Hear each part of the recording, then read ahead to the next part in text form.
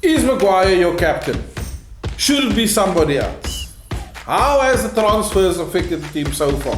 The ones that have just come in or the ones that were left?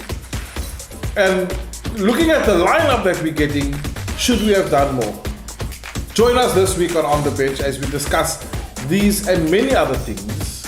For this week's episode, let's see you there.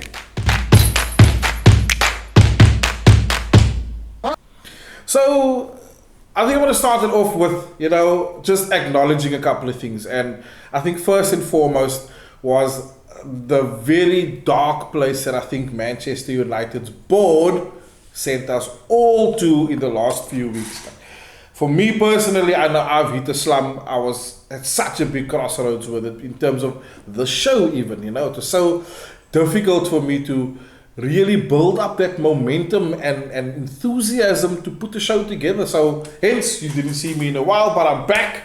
Not because we've won, but I think it's important for us to acknowledge that small things that United do can even affect the average person out there. And if you've been affected, I know exactly how you feel. Because a lot of us look forward to these teams. We look forward to these games week in and week out. When you have somebody that is taking so much of an advantage of something you love so much, it's difficult to just stand by and do nothing.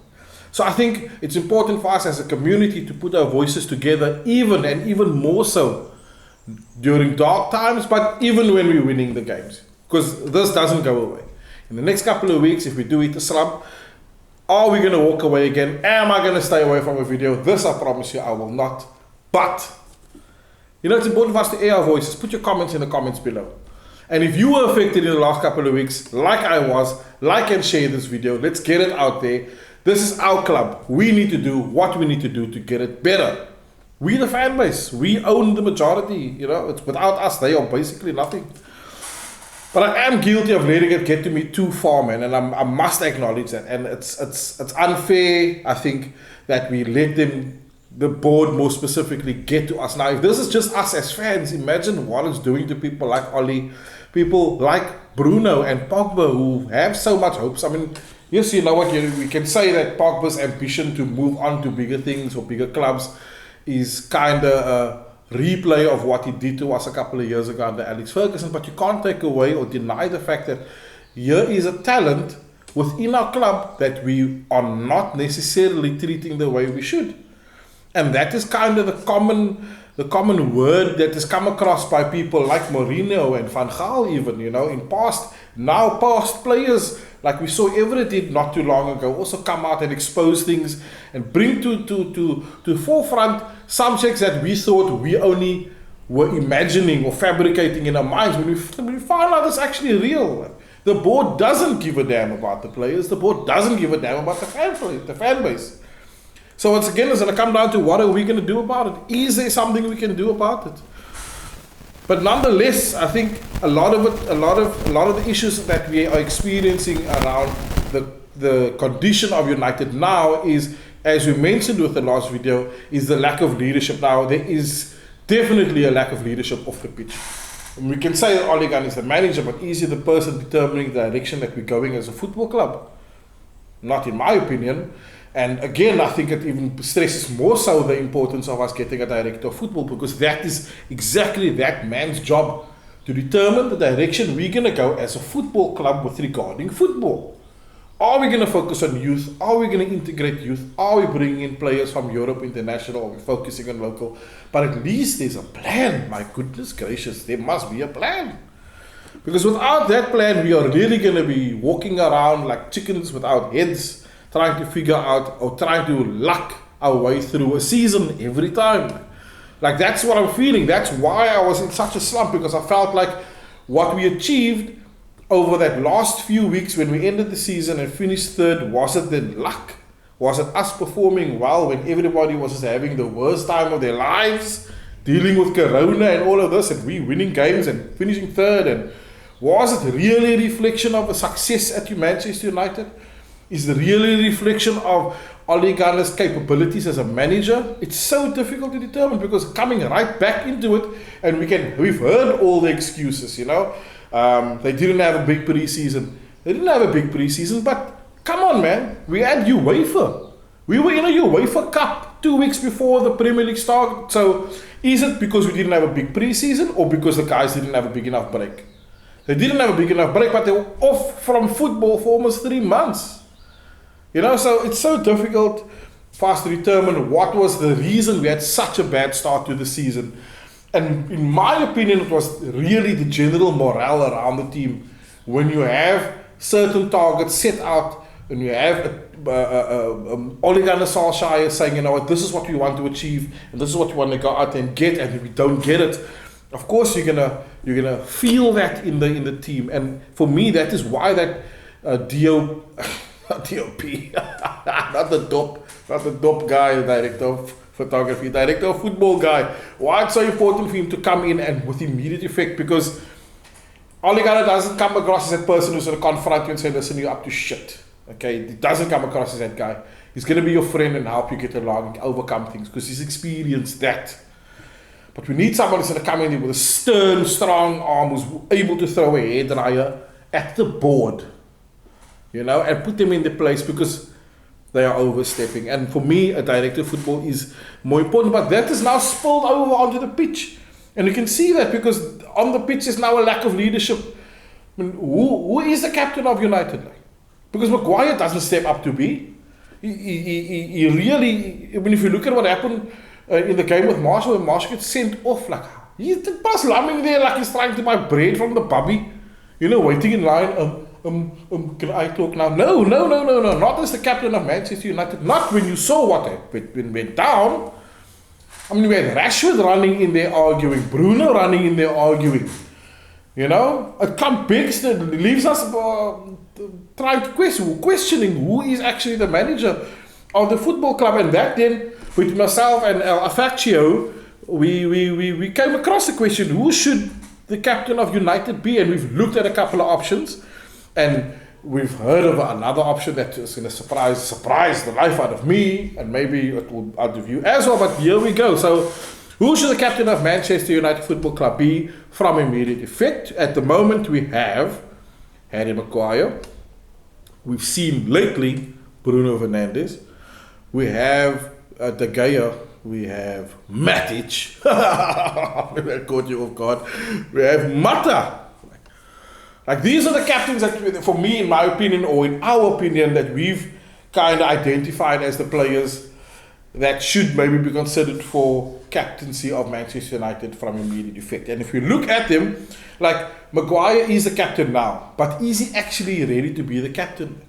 Is that role too big for him to be able to be the most valuable defender in our club, because it's 80 million, versus still being able to be the captain of your team, being able to delegate, being able to change the mood, being able to determine the press, the attitude of the players on the field? Is that just then too much for him to handle or to put together? In my opinion, I think so. Like, he's still a young lad. Like, the label of being the 80 million pound signing at Manchester United is still hovering heavy on his shoulders. Like, so in my opinion, take that away for now. Like, maybe he is going to be a good captain. Maybe he does have a good temperament for the future. You know, maybe he is a cool head in a situation of chaos that you do need to make good decisions. But at this point in time, it's not effective because we need our leader to lead us on that field to be able to determine the action that we are about to take.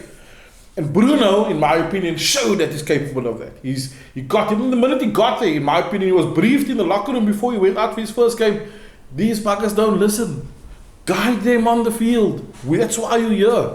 And you can see that he orchestrates play. He runs back to the back line to help them out. He runs forward. But he can't do it alone, man. And he shouts and he gets at players and he gets at players in the locker room. And he airs his views and stuff. And for me, that is the type of person that these lads maybe need. You know, just to get their focus back during the game. Because as much as our seasons have been flip-flop, you find a lot of our games go flip-flop. We're attacking for a short amount of time on the defense. Then we don't know what we're doing anymore. And we need a captain to be able to determine exactly how we pose ourselves within a game. The next one because of seniority and also because he was there from the Alex Ferguson days, I'm going to say is David De Gea. You know, there's times when we see it in him and we see him shouting at defenders and shouting at his wingbacks, you know, what they're supposed to be doing and why they're not covering it. But is he able to do that through the game? Is he able to shout at the front line and get them in check and get them in line? I don't know, because a lot of time when I feel like he just takes his foot off the pedal even with his own back line. You know, I mean, the fact that he still has Lindelof and Maguire standing in front of him and letting him do what they want to do. I mean, he's the man there. He must say what you want him to do. Besides, obviously, in training with the fantastic training coaches we have for defence. Nonetheless, our next candidate for the great captaincy is Matic. And this came as a shock to me, but when it was explained to me, and I'm going to explain it to you, it actually made a lot of sense. So, I don't know whose piece of information this is, who the root source is, and if it was out there on the greatest of the internet that we have, I applaud you for bringing it out, because I think it was a good idea. I think it is a good idea. And Matic, if you look at it, he's able to read the game well. We've seen it in the past couple of days, the games that we've seen him in. You know, he's able to read the game well. He knows when to step back, stand back and wait. He knows when to push forward, when to put the balls in. He does pull off good crosses. He's able to pull off good tackles and interceptions. So, considering he's playing at the middle of the pitch, in the middle of the field, it is maybe it's a good position for a captain to be. And considering he's not the youngest guy there, but he's still skillful enough, maybe we should give him a chance. And considering he's not going to play every game, like Alfaccio said, make Bruno your vice captain. So when Matic is not on, you make Bruno your captain. Captain's going to come on and he's going to take over from Matic. And that way you have a combination of experience and seniority, as well as the pace and intensity of what Bruno can bring to the game. And obviously we have Uncle Mata, who's the nice guy, who's been there a long time, who also has a calmness but assertiveness within the team, and the level of maturity that a lot of obviously our youth don't have. And so maybe that is the best, maybe that is a consideration. But whatever you feel, whoever you feel should be your captain for the United team, leave it in the comments below. If you agree or disagree with what we said, let us know. I mean, that's what we are hungry for, is your contribution and discussion and debate.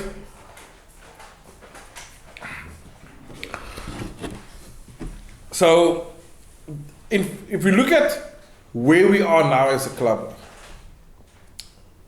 transfers is, well, in fact, effectively, like leaving us in a bit of a limbo. Because if you look at where we've come from as a club, if you look at what we are trying to achieve as a club, from what looks like it's a bit of a grey area, to who we are targeting.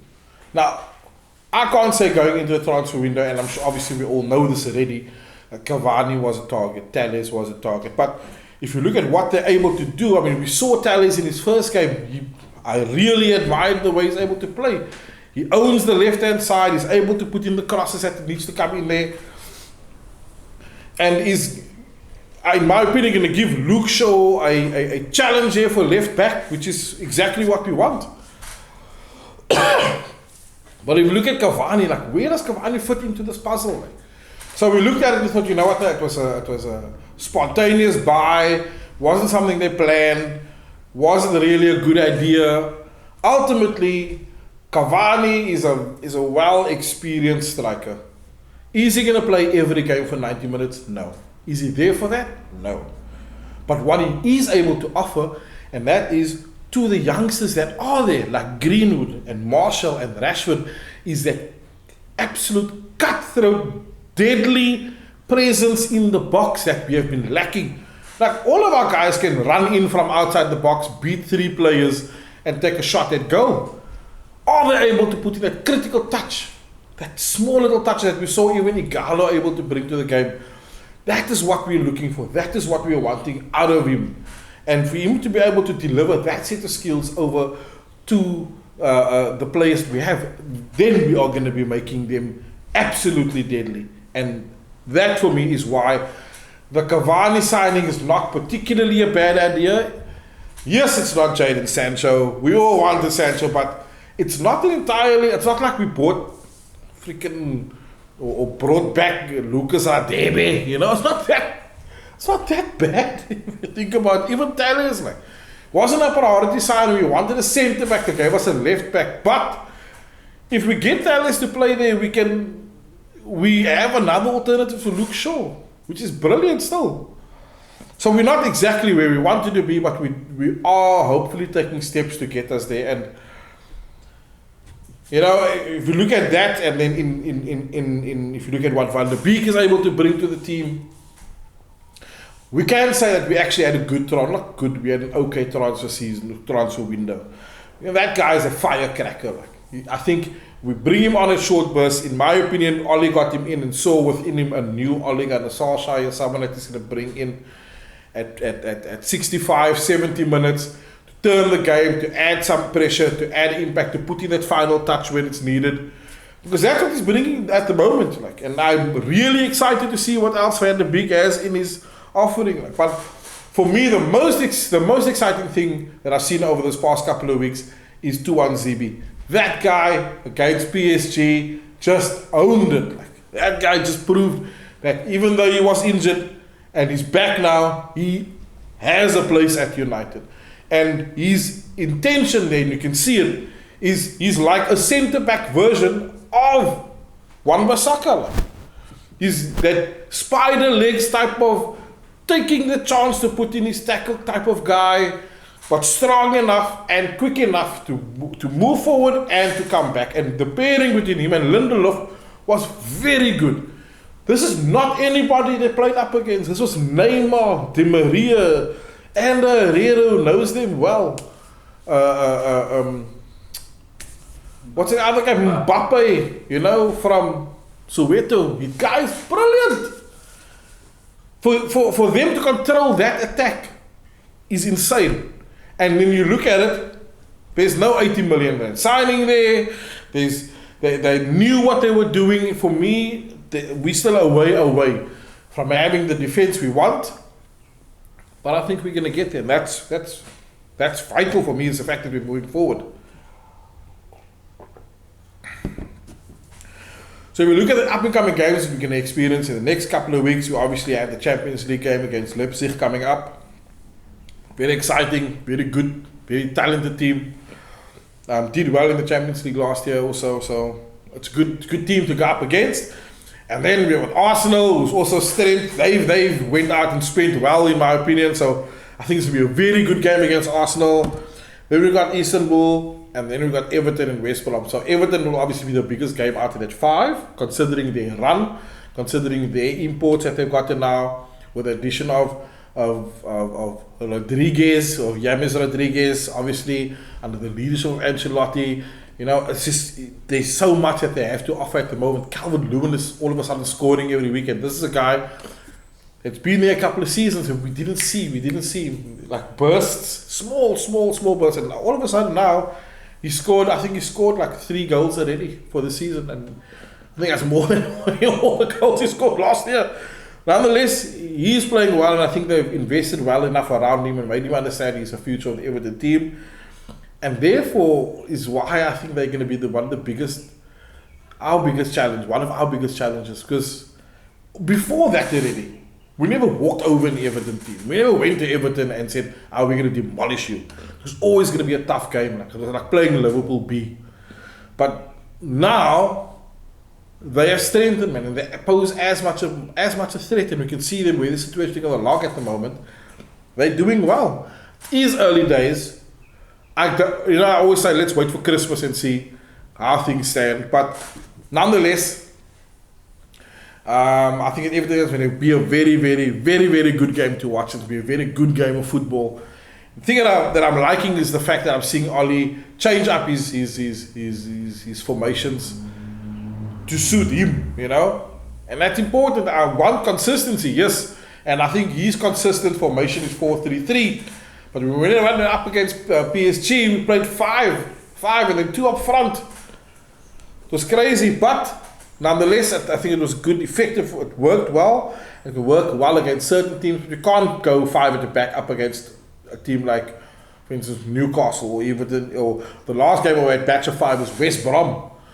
You know, we've got to assert our superiority in those games. And it is in those games where last year we fell short, which cost us that gap. That 20 points between us and Liverpool was because when it came against games like people like West Brom and Fulham and games that we should by default be winning, we were losing and drawing. So hopefully we got the personnel in this time to pull these types of wins off, because that's exactly what we need. Just before we head out, I think it's important for us to mention the Fantasy League. So guys, this time for real B, I'm putting the code for the Fantasy League in the comments. I'm also going to be pushing it through Facebook, so you guys will see it there. Look out for a little video on that as well. But who is your captain? Because I know for me it was very difficult to decide. I ended up going with Bruno anyway. I don't like necessarily captaining a midfielder, but because he is so prone to penalties, I thought, you know what, penalty is 6 points, captain him with 12 points, you can get 15 points out of him easily, so maybe. But nonetheless, I have a thing of like a curse that I feel has followed me through the Fantasy League, and that is, let me first go to you. Let me ask you the question before I get ahead of myself. Who is your top 3 United players that you'd put in your Fantasy League? So naturally for me, it would be Marshall, Bruno, and Wan-Bissaka. Who are yours? Tell me in the comments below, because I'd really like to hear. Otherwise, keep your cards to your chest and you'll see it when you play your team hits the field. But my problem is whenever I pick United players, then they lose. Or they somehow get injured, or they line. Like, I tell you, I'll give you a small example. You're going to look at my history there. I picked Alisson from Liverpool, and then Brau hasn't played for 3 weeks. I think he's played this weekend for the first time. Lost points there, bro. I picked Van Dijk, but I was injured for 6 months. So what I'm saying to you guys is, if you need me to take a hit, I'll take a hit for the league and for the team. If you guys want me to choose Aguero as my striker, I will do it.